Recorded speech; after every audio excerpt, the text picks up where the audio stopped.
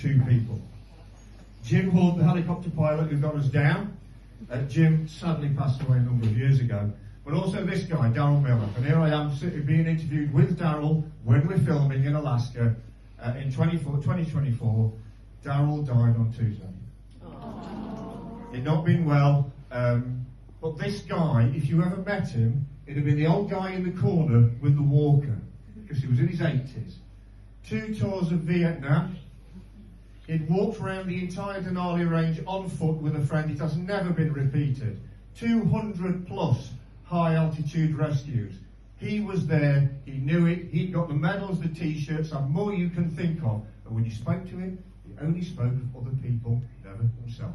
He was one of the most wonderful men I have ever met in my entire life. Ladies and gentlemen, his name's Daryl Miller, and I'd like to toast him and bless him now. God bless you, Daryl. To Daryl Miller. Daryl Miller.